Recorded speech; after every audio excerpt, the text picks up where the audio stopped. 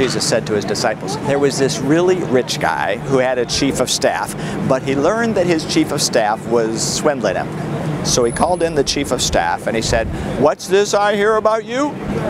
I hear you've been swindling me. You need to turn in your accounts. You're through. You're done.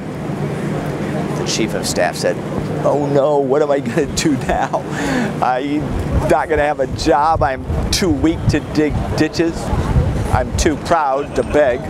Wait a minute. I know what I'll do so that when I'm out of work, my friends will let me into their houses.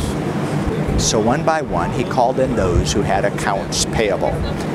The first one came in. He said, how much do you owe my master?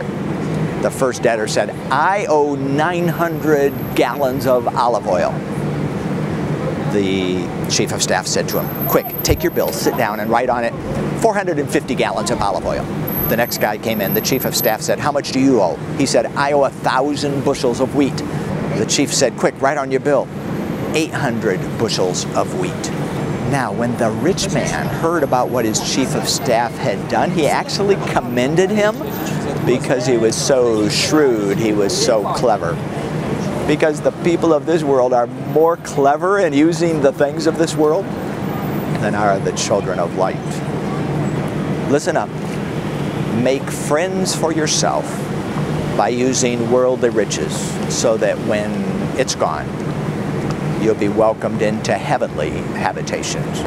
Whoever is trustworthy with a very little will be trustworthy with a lot. And whoever is dishonest with a very little is going to be dishonest with a lot.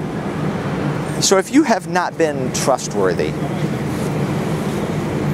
in managing the things of this world,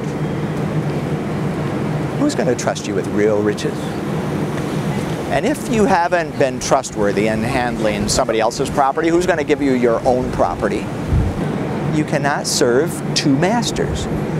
Either you will hate the one and love the other, or you will be loyal to the one and despise the other, but you cannot serve both God and money.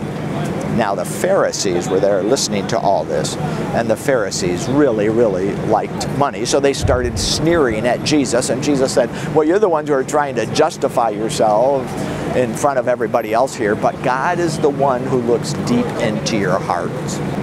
What people value so highly is detestable in God's sight. And that's one small part of God's big story.